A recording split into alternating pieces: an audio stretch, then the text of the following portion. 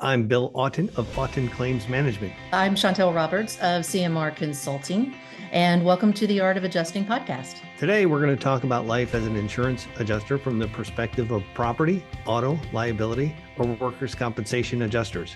Our goal is to bring interesting topics in the world of claims adjusting to people who are working as an adjuster now and to people who are considering a career as a claims adjuster. Hey, Heather, how are you?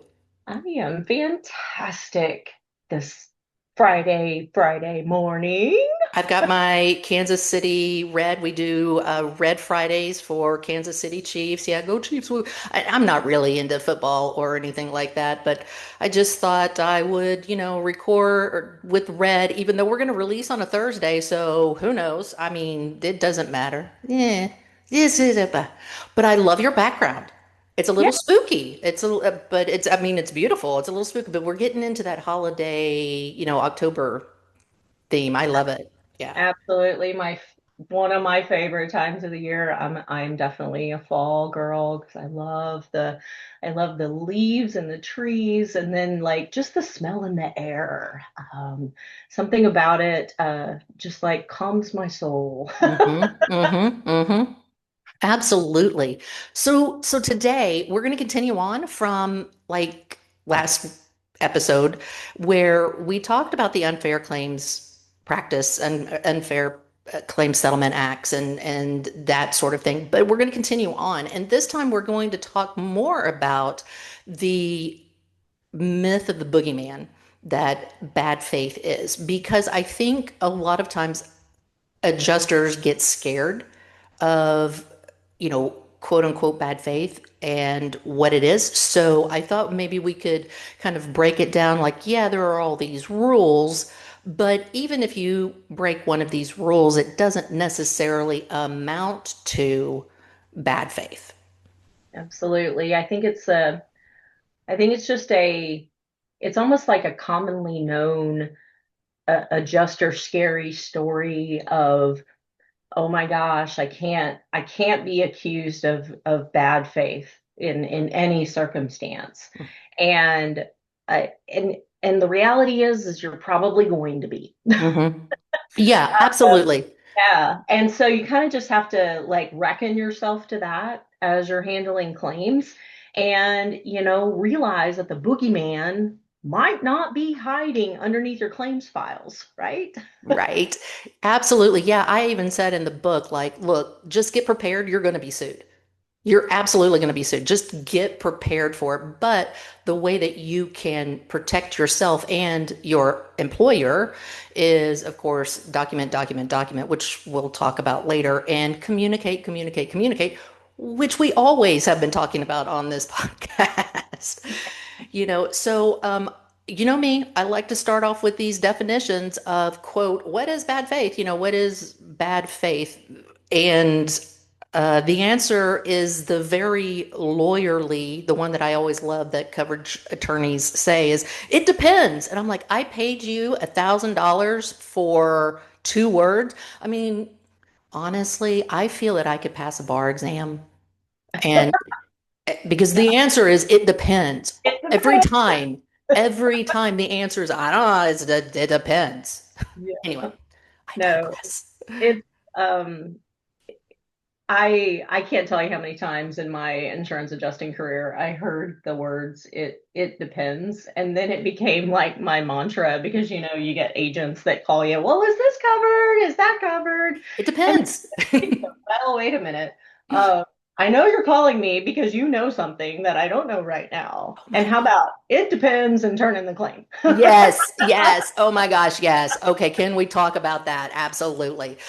But what kind of started this too is Michael Young, who is an attorney on LinkedIn and in St. Louis. And by the way, guys, if y'all don't follow him, I do recommend that you do. He has a lot of good information, not just for Missouri, but throughout the whole United States. And he really is able to break down a lot of ideas, legal concepts and everything. And basically the reason why I'm being facetious and saying, the definition of bad faith is it depends is Michael Young stated, quote, each particular claim is obviously fact specific.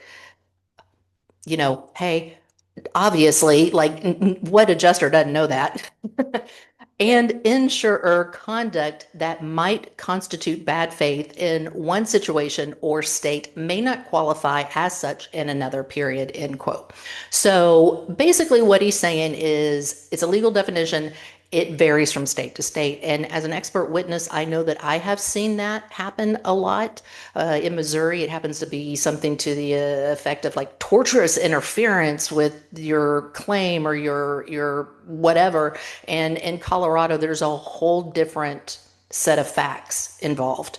And basically, it all boils down to these context specific issues, not an automatic violation. We talked about the Unfair Claim Settlement Practice Acts.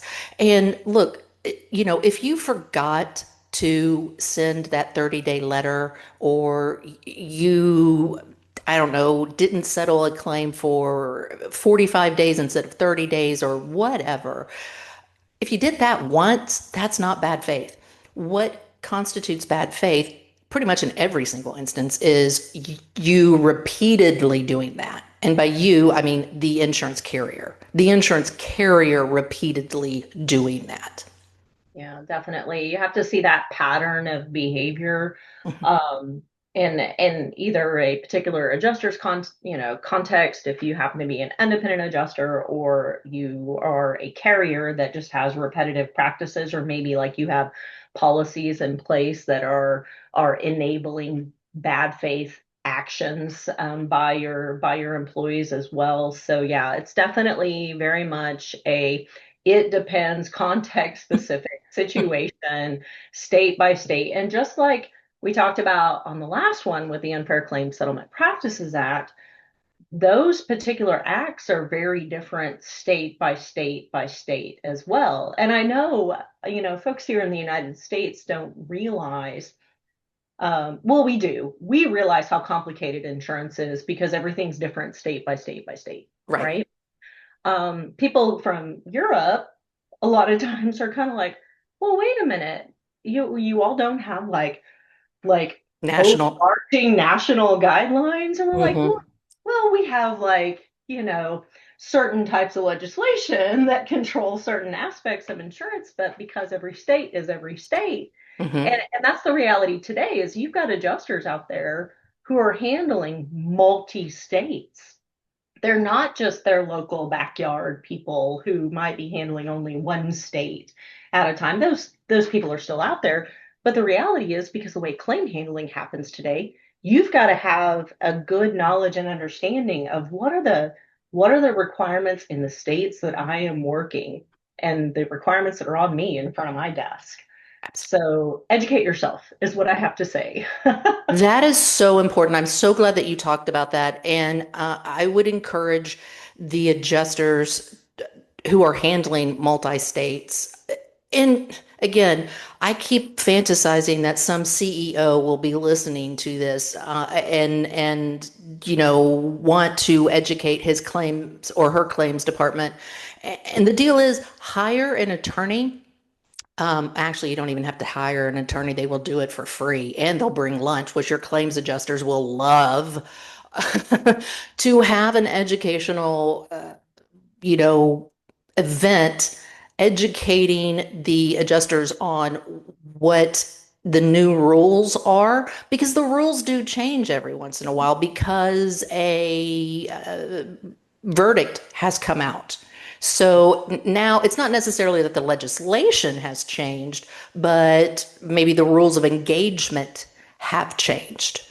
And it is hard, let me tell you, to keep up with all of those, because I have licenses in almost all of the states that require them. Not every single one, but almost all of them. And for me to keep track of all of the new, you got to do this and you got to do that, and I cannot keep that up anymore, because it's just me and the Iron Claw, who is my office manager, and he doesn't really do a lot, to be honest with you, as the office manager. He is really more wanting to find out where the money is, so that he can go buy some milk or whatever. I have no idea what he does with the money. Yeah. No, I would be remiss here if I didn't mention Mr. Bill Wilson Hmm. and RTFP. And this isn't about reading the insurance policy. This is about reading the policies as they change or evolve whenever there's some verdict or legislation that might influence what bad faith rules are at any given point. So Yes. definitely RTFP. Shout out to Bill. Woo! Go Bill. Fun. Keep it real. Yeah, and again, I've mentioned Bill many, many times. If you don't know Bill Wilson, follow him on LinkedIn. He has a blog, follow that, get all of that information. Guys, let me tell you, just he's a wealth of information. He will have forgotten more information than you and me put together. Oh yeah. Yeah, yeah, absolutely. So, there is, I think, a lot of younger adjusters or newer adjusters who start out and they do have this fear of bad faith. And it's kind of tossed around a little bit, which, we will talk about a little bit, but like maybe in negotiations or whatever, like I'll sue you for bad faith or, whatever. So let's kind of talk about what hot air is versus what your real risks are.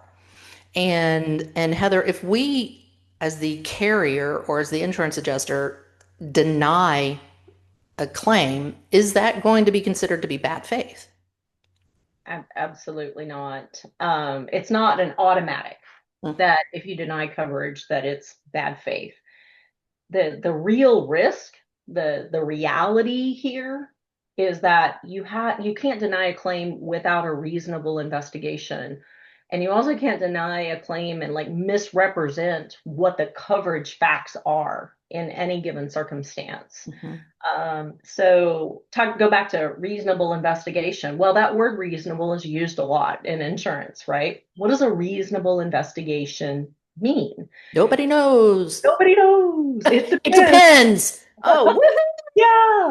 And that, woohoo! once again, every claim is different. And that's where I talked about this in our last one as well. Don't get into that mindset of, oh, well, because this is a water claim and I've handled, 50 water heater losses in the past month, that this next one that comes across your desk is going to be exactly the same.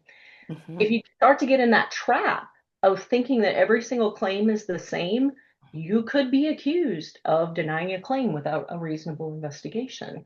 Absolutely. Absolutely. And I think part of this is also communication again.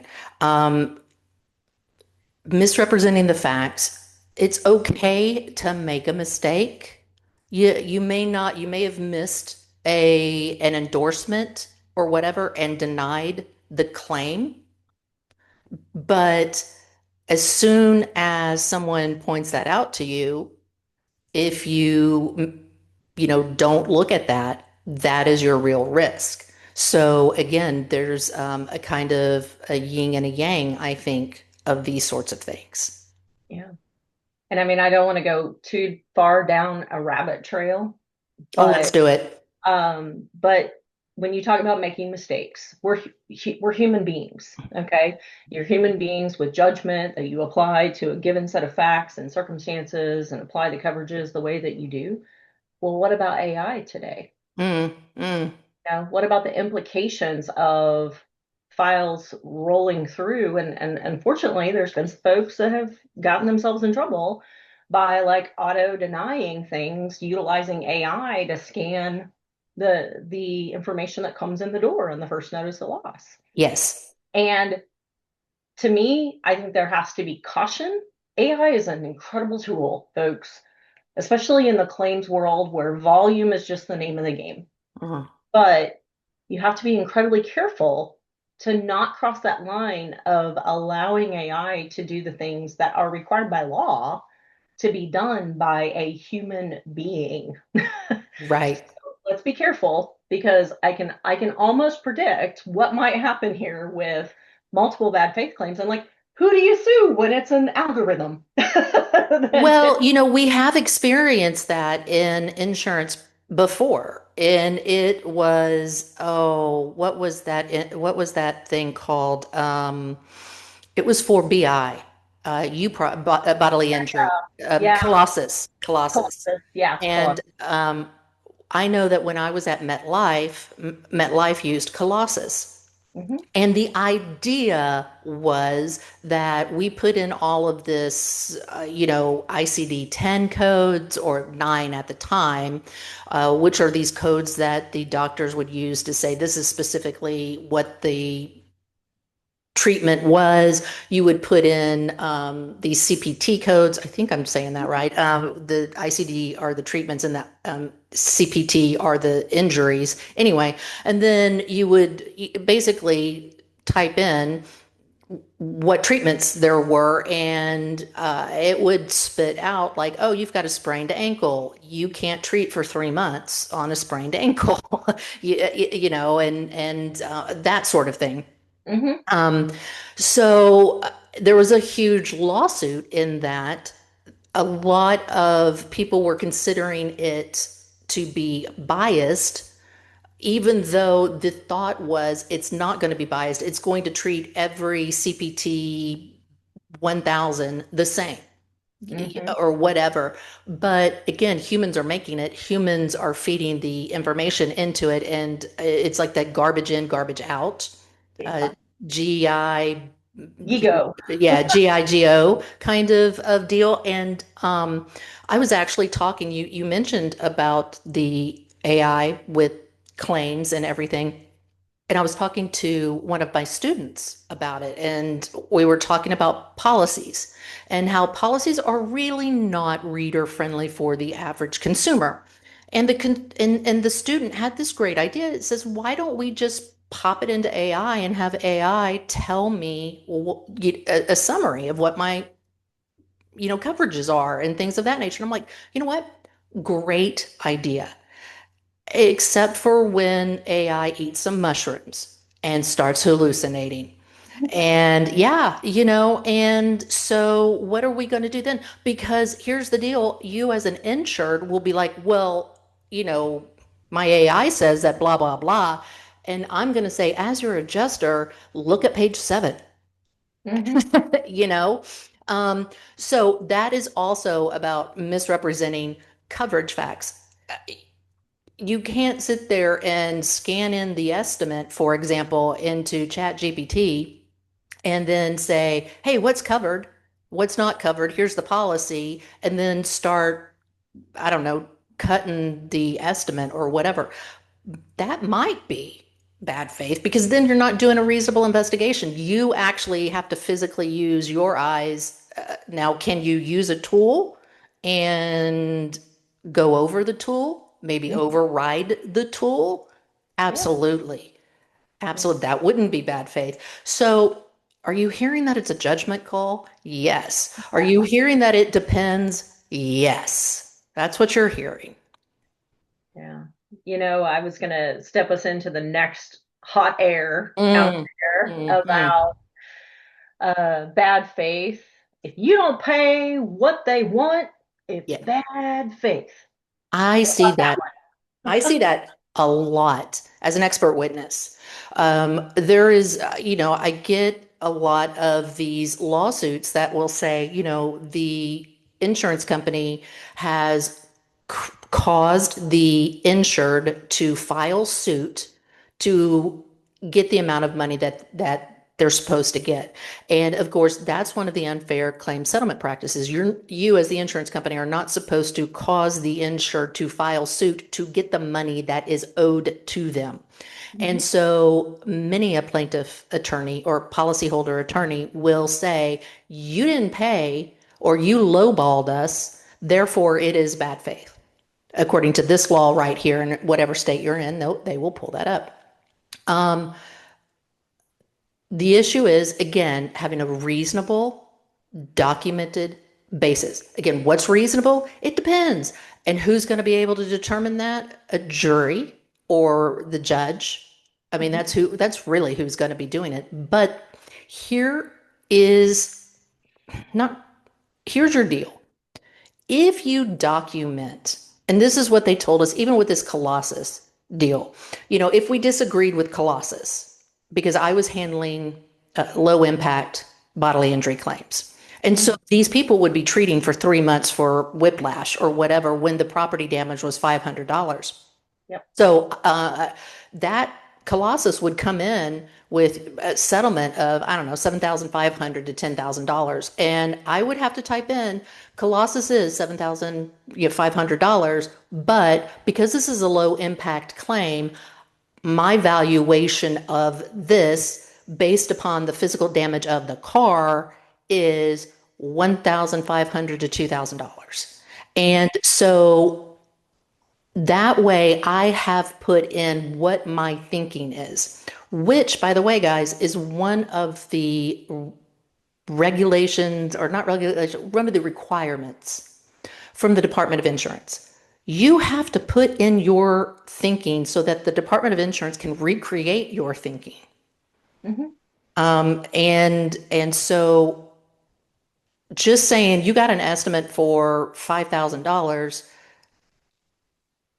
I don't, I'm going to send out a payment for 4,000, or I'm going to send out a payment for 3,000, but you don't tell me how you get there. That's not documented. Yeah. You've got to document better. Yeah, you have to do a good job of making sure that a story is told in Yes. your file. Yes. From beginning to end, this is how the decisions were made. And this is the documentation, the facts, and the evidence that support the decisions that you're making. Now, I get it. Like, it's difficult to think about, okay, what's going on in my brain while I look at this stuff and put it out there. And sometimes there's some things that might be in your brain that you may not, you're like, because you're frustrated or you get upset about something or you're like, this is stupid. Please be very careful about how you think about what you're putting in a claim file note. All right. But make sure that you're documenting how you came to the decisions that were made, not received estimate, wrote a check for this amount of money that's thousands of dollars less than the estimate. Somebody's going to look at that and go, well, is this a pattern of behavior that this particular adjuster has where they're just automatically sending out less than what estimates are?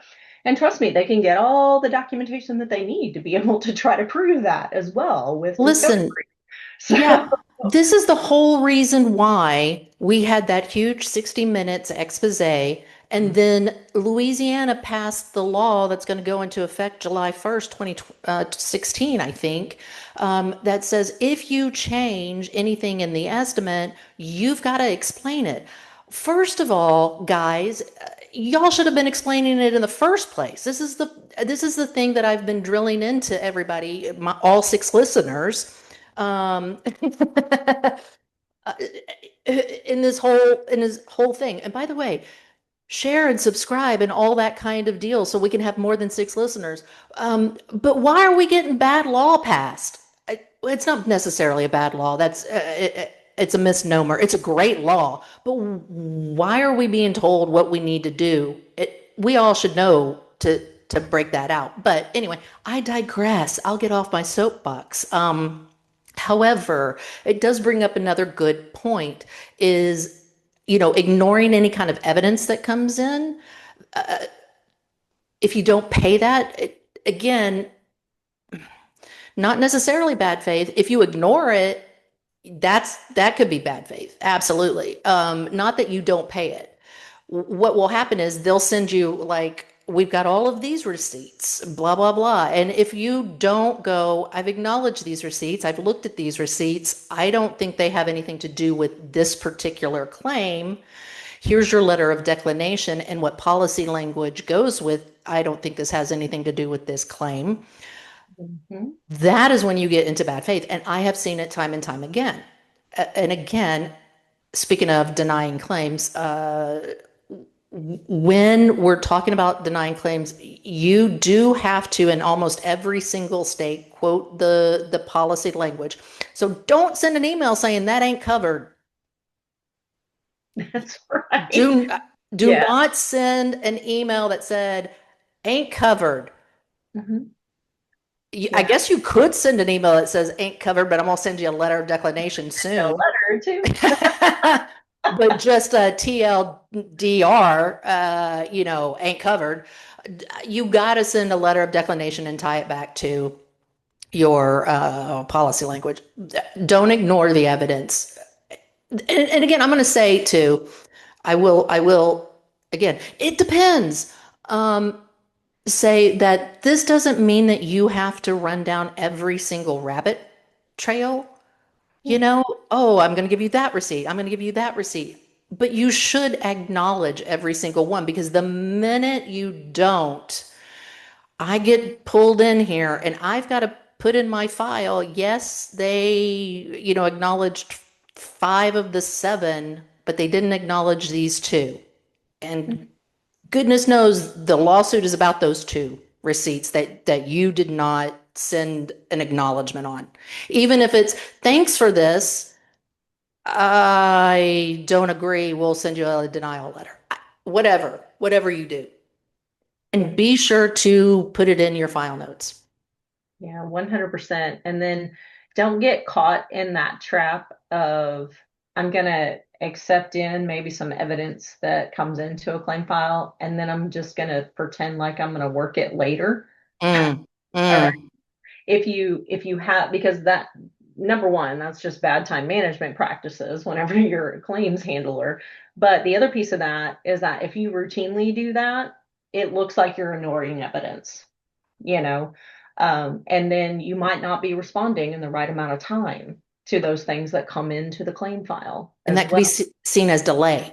That can definitely be seen as delay. And I have seen that a lot of times too in claims files where someone will get something, let's say on the 1st, and they don't respond until the 10th. And I'm Mhm. like, What happened? What happened? yeah, You know? I listen, guys, I just spoke at a web or a podcast where I was talking to the host beforehand, and I said, you do know that adjusters have like 300 files, which means we have 300 insureds calling us, which means we have 300 appraisers or field adjusters calling us, which means we have our manager breathing down our neck, which may mean that we also have a couple, maybe, I don't know, 150 public adjusters or attorneys or whatever. So what am I up to now? Like 750 people calling me at any given point in time. And granted, they won't all call me on one day, although it does feel like it. And granted, they don't all send me emails on one day, although it will feel like it. Mhm. But, and she goes, I had no idea that claims adjusters have that many files. And I'm like, oh, yeah. I mean, we're the redheaded stepchildren of the insurance world. And both you and I can say that as redheads. Yes, we can. And I said, if there's ever a hiring freeze, it is not an underwriting or the agent part of it, because the C-suite believes that's where the money is made. It's Mhm. going to be in the claims department where they believe money goes out. So everybody has to make do with less. So yeah, you get like 30 emails a day with all of this information, and and then you get 5 claims. And look, if it takes an hour to set up a claim, that's already 5 freaking hours, which leaves you 3 hours to return phone calls and emails. There ain't enough time. But I digress. Point is that if you cannot absolutely answer it that day, which let's acknowledge the fact that we cannot, right? Let's just acknowledge that. Again, what I would recommend is use the tools that are available to you. Go ahead and put it over into your file, because I like a clean inbox, but then I would make myself a calendar note saying, respond to such and such and such and such. And I would put it out for 48 hours so that I would make sure that I would get it done within 24 to 48 hours. But that's me, Do whatever it is, but don't wait 10 freaking days, because failure to communicate, as we've seen last podcast, is at least that you're moving your file towards closure, that you have this and that you will take a look at it. Within 10 to 15 business days, you'll get back. And if you don't hear from me, call me back, blah, blah, blah. Give them a time frame, set some expectations. But silence is when people are going to think you're ignoring them, and that's quote unquote bad faith or Yeah. whatever.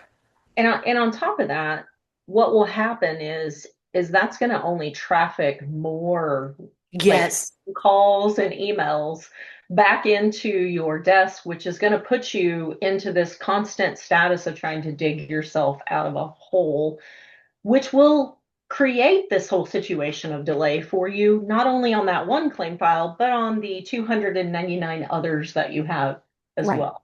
Right. So don't leave yourself in that position where you're constantly, you don't communicate, you don't tell people where you're at or what you're doing. Even if it's just, I have, a quick email that says, Mhm. I have received this documentation from you and I'm in the process of reviewing, and then setting the expectation with that customer or whoever sending you that information. I will be back with you in the next 48 hours, even if you have to give yourself 48 hours to Right. respond. You said that, and I actually really like that idea. There was a insurer that I worked with as an expert witness, and throughout their files, there was an automatic email that got sent out when they received something, which is, and again, it was a generic, form letter, but it said, so and so has received your letter. They will be back in touch with you within 24 to 48 hours. That was kind of nice.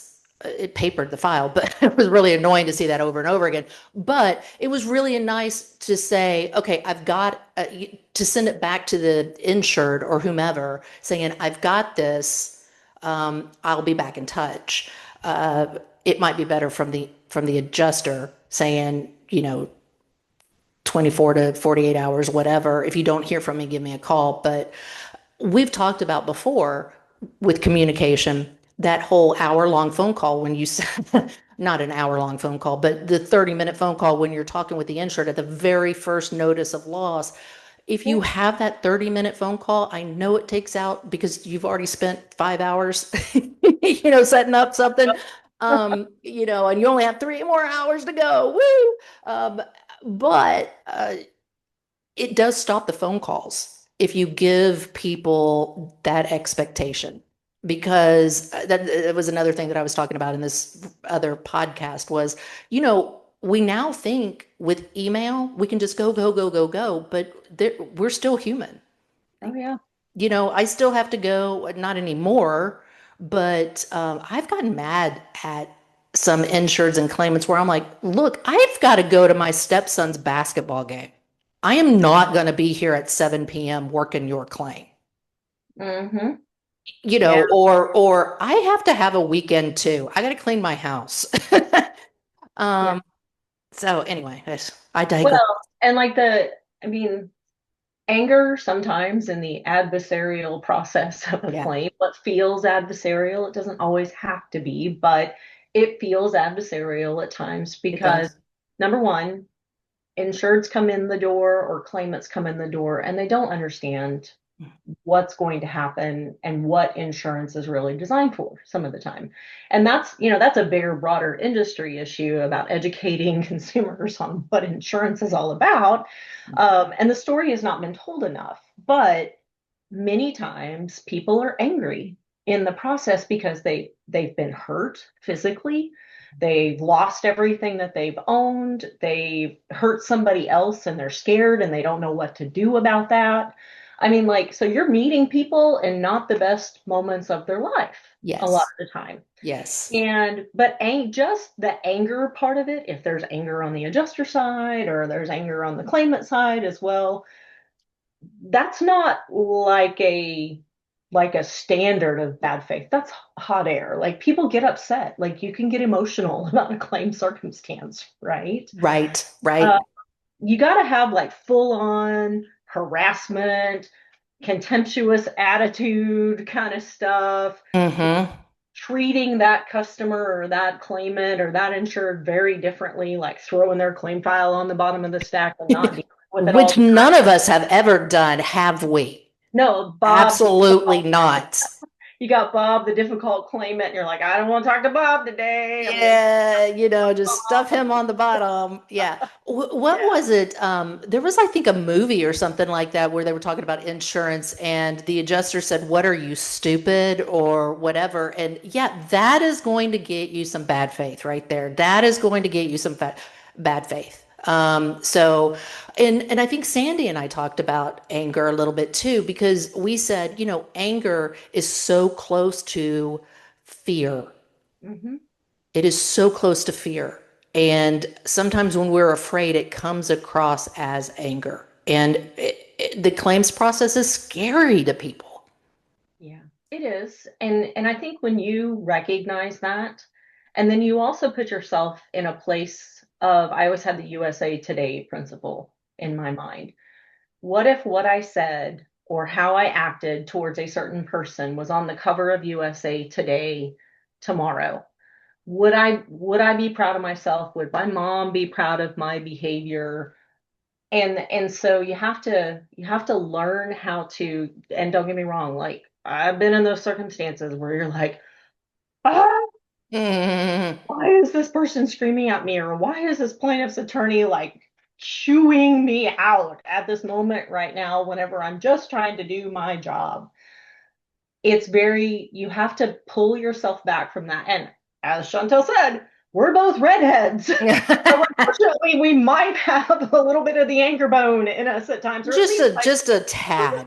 we're Just just we're just fiery, is what it is, I guess, But you have to learn to put yourself in a place where you're not going to take out your emotions and frustration with the 300 claim files that you have mm, or all the situations that you're involved in on a policyholder or an insured, right. because they're hurt. They are in a bad circumstance, and you're going to be able to get them through that in whatever way that you can. So that's your job, is you're like the guide in the dark to try to get that person from A to Z in this really complicated process that they don't understand. Right. Yeah.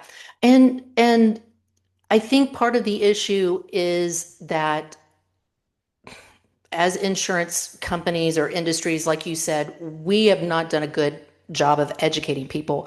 And so people believe that we're just standing out there as the tornado is in the background writing checks, you know? Yeah. And that is not necessarily the case. And neither is it the case that even courts agree that you don't have to go down every rabbit hole. Like I've said, you don't have to pay every demand. Mm-mm. You don't even have to pay the one demand. What you have to do is resolve the claim and explain why you resolve the claim. And if you have a like a coverage dispute or an honest to goodness valuation dispute, Mhm. that's not bad faith. No, Now, definitely uh, not. you might have people tell you that it is, but most courts have come back and said no. I mean, y'all just had a disagreement. You didn't agree to disagree. That's why you're here. But it's not the end of the world. You're allowed to make mistakes. You're allowed to disagree. Mhm. You're allowed to have different interpretations. Now, if you continuously have the wrong interpretation, you probably should like have some have some education on Yeah, that. definitely. And I know we talked about this last week, like we had the UCSPA, Mhm. unfair practices. That is like the regulatory framework stuff that's around state by state associated with how you can fairly and justly get through the process of a claim with an insured, and maybe some policyholder rights acts. I know there's some states that have those as well. Yes. Bad faith is a higher, like I call it like the higher level. Or Give the me that higher. higher love. Yep. Oh, we're going to do another singing episode, you and me. Oh, what is that about? Okay, never. Sorry, sorry. Don't be don't think that because you make honest mistakes as an adjuster that automatically you've got bad faith. I made the wrong call on a hail claim. I we had a dispute about what was wear and tear and what was hail. Those are not bad faith situations. They're just disagreements, Right. right? Yeah, Um, and war story that happened to me when I was a baby adjuster is I happened to have a hail claim. You mentioned hail claim on a roof, uh-huh. and I was like, and I assigned a field adjuster to go out there and look at it, and he's like, I'm not seeing anything. I'm seeing foot traffic. I'm seeing lost granules. I'm seeing wear and tear, towards the end of its life, blah, blah, blah. But I'm not seeing like hail damage. And I went ahead and I pulled up the weather report, saw that there was hail in the area. But I mean, just because there was hail in within a mile area doesn't mean that it hit that particular roof or whatever. And so I sent out a denial letter. They got a public adjuster, pushed back. And again, so listen to what I'm saying. They got a public adjuster and pushed back. Had I continued to say, nope, gonna stick with that denial, that could have been construed as bad faith. But they're pushing back and they're giving me more information with more photographs from the public adjusters showing this is where the hail damage is, and it's over here and it's over there. This is what your IA, your independent adjuster, had missed. So I took that information, got an engineer, and so I took information, processed it, and then it's not considered to be bad faith, if that Yeah. makes any sense. So that's it's a dispute. That's my horror story, or my war story. I mean, 100%. It's a hail's a big deal in the United States, Yeah, especially in along the hail corridor, like you and me. Yeah, and the the tornado corridor. tornado corridor of the United States. So you just have to be aware of when new information comes in, you can't ignore it and just say, I'm standing on my denial. Hmm. You have to accept that information and do something with it. Hmm. Okay. Just like in your instance, you hired an engineer. The engineer said, oh, by the way, you were wrong. Yeah. Your idea is wrong. Oops. Okay. All right. But you proceeded forth Right. to handle that claim and deal with it, right? Hmm. So again, that's being in a dispute. That doesn't mean that it's bad faith, Right. right? Absolutely. But what can be bad faith is you tell a policyholder your policy does not cover this when it obviously does. Yes. Yeah. Like you don't have coverage, and I don't know, they have a special form cause of loss, or Yeah, whatever. Yeah, that is bad. That is why, FYI, everybody had all of those lawsuits, those bad faith lawsuits for the pandemic. Um, yep, because automatically the insurers were sending out letters of declination saying there's no coverage for pathogens or microbial whatever or whatever, and here's the exclusion for it without doing an investigation. But also, it is not, well, I guess it's not really a misrepresentation of facts, like you said, or coverages or whatever. But I guess it's not. Never mind. I'll just shut up now. You go ahead. yeah. No, I just again don't get yourself in that trap about thinking that everything single claim is going to be exactly the same. Yeah. You have to accept the facts and circumstances of that claim in that specific carved out, bubbled out instance, and don't leave yourself in that trap of just automatically denying coverage or misrepresenting what coverage is available. Mm. And I always had a good rule of thumb for myself. If I couldn't figure it out, because I was a desk adjuster for a long time, if I could not figure it out based upon the facts that were coming through, some photos that might have been sent in, I would say, look, here's some questions that I have right now that need to get resolved, and I got to get somebody out there to look at this for me so that I'm not in a Communication. situation where I'm communicating of this is covered or this is not covered. I just need to do some more investigation to figure it out. And Yes, let the person know that up front. Oh, by the way, this leak that you've had going on for 17 weeks that has rotted out flooring and done some other things. We've got to put some eyes on that. Here's some concerns that I have based upon the policy language. And communicate that. Just tell them that up front so that they're not in that situation where they think, oh, I'm covered, or oh, exactly. I'm not covered. Exactly. It's ignoring that facts and ignoring communications or not communicating. It's one of the reasons why uh, the legislation says you've got to communicate with them and you've got to settle within a certain amount of days, or you need to tell them why you're not settling. And I did the same thing. I would get something back and I'm like, oh, okay, well then I need some more information.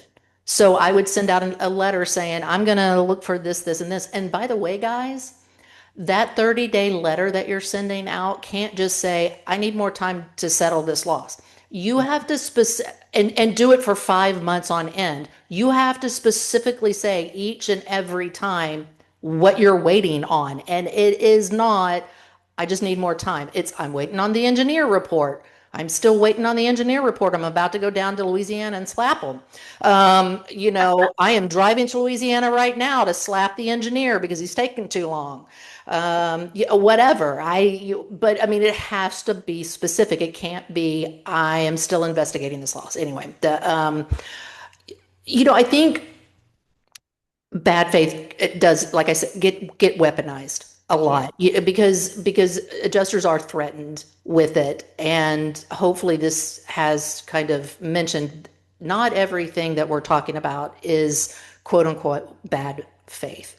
That's why documentation is, of course, your best defense, and communication, best defense, like we've talked about. So And I sat in the seat of being that person who dealt with the extra contractual stuff that would come in the door when bad faith had been alleged multiple times. And again, it's alleged. There's that word alleged. alleged, yeah. Sounds very legal, right? It just means that there's allegations that are out there, but the burden of proof on what is bad faith, what is not bad faith varies state by state. Yes. And most of my extra contractual claims that I dealt with were in the state of Louisiana. And it had a very interesting, because everybody knows, most adjusters who have worked the state of Louisiana knows that their law is not based upon English common law. It's based upon what? Napoleonic Code. Got a code. Woo! Darn French people. And But upside down in the bayou, right? yes, love me some Louisiana though. I do love Louisiana. It's fun. But I know that we know, and you mentioned this at the beginning of the podcast as well. Like there's a whole new legislation that Mm. came out, the state of Louisiana associated with bad faith laws. And what I was curious about, because I was doing a little research on that, Mm. um, there is almost like a reverse bad faith provision Yeah. in Louisiana right now. And I was like, so that what does that mean? That means like there can be an allegation of bad faith on an insured. Yes. So the idea is, of course, and nobody really follows it up or anything like that, but I do Yeah. teach it to my students. But the idea is that when you get an insurance contract and when the insured applies for a contract in their application, they're Mhm. supposed to tell the truth. And that would be why the insurer underwrites them, right? Mhm. So there is this thought that we have mutual good faith. And the good faith goes both directions. It goes from the insured to the insurer and the insurer to the insured. But no one really talks about the insured, the policyholder, to the carrier, except for maybe fraud. Mhm. That's when we normally talk about it. But if the policyholder is deliberately hiding things and being contentious, and may or maybe their representative is. Mhm. Uh, and I've seen that again as an expert witness where the policyholder has hired a public adjuster. And again, let's not paint public adjusters with a broad brush or anything, but this particular uh, public adjuster just refused to respond to, and they have a whole different set of rules. Mhm. Okay, anyway, um, so in that particular instance, that would be like that reverse bad faith. And yeah. Yeah. It was interesting to me that maybe the tide has shifted a little bit in that there is some rampant fraud issues that were happening, or maybe there was just so much misrepresentation happening. And now they're trying to at least help to understand that yes, there are duties of an insured in a policy, and part of those duties is they got to produce documentation. They have to establish their claim. They have to present their claim. Now you have to thoroughly investigate it and document your decisions, Right. right? Because Right. you have I would say you have a higher duty because of the fact that it's an aleatory contract and you write it, the insurance company writes it, the insured Yes. accepts it, but there are duties in there that an insured has. And so recognizing that Louisiana is trying to move in that direction of, maybe there's no like consequences with teeth. Right. It There's a provision out there that says you need to not get in this situation where you are misrepresenting what's happening to the insurer in order to get paid. Right. Yeah. I mean, and everybody is sitting there going, well, isn't that fraud? Well, yes, but also I think it's reworded just a little bit different so that the policyholders are now realizing that, oh crap, I can't lie. Because if you again follow Barry Zalma, Zalma, Barry Zalma has tons of videos, newsletters, books, all of this kind of thing. And he is the guru of insurance fraud. He Yeah. will say that after tax evasion, insurance fraud is the second most committed white collar crime in the United States. So that is what we are talking about in this particular instance. So yeah, it makes sense that states are now sitting there going, yeah, policyholders, you just can't sit there and have a Christmas wish list. Yeah. And I think that's also another piece of consumer education. And Mm. maybe Louisiana's effort with this is a little bit more about consumer education of here's one of the main drivers why your premiums are so high in insurance today, because Yes. of the dollars that have to flow out the door, because insurers have been put in this situation where they're constantly fearing bad faith so they don't go after fraud Mm, claims, true fraud claims, or even the soft fraud that mm. is padding a loss. So again, there's just a tightrope that you have to walk there, but I feel like that adjusters need to know what they have to do, Chantel, in Mm. order to best avoid not the allegations of bad faith, because those are going to come, but actually like being found that you have committed bad faith, or that your insurer, the company is guilty of bad faith. So what are some good things that adjusters can do? Well, as always, document, document, document, and communicate, communicate, communicate. Because I'll tell you, in when I'm reviewing a file, and I get the insurer file, and I will read the adjuster notes, and I will see these emails come in, and weeks will go by. Sometimes months will go by before they're responded to. And I'm like, oh, it's just like this. If it's once, it's okay. If it's repeated over like several years, there's a problem there. Because remember, one of the first lines of that is if it gives rise to a repeated practice and everything. So that's what we're looking for, is that repeated practice.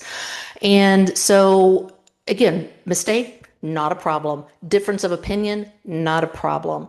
But you do something repeatedly, there's a problem. And so you've got to investigate thoroughly. You've got to document your decisions. And side note, this is one of the reasons why I really hate the cut and paste of an email into the claims notes, because the email is already in the document for me to find. But again, the rules are from the Department of Insurance. You have to put your thoughts in so that the Department of Insurance can recreate your thinking, you being the adjuster.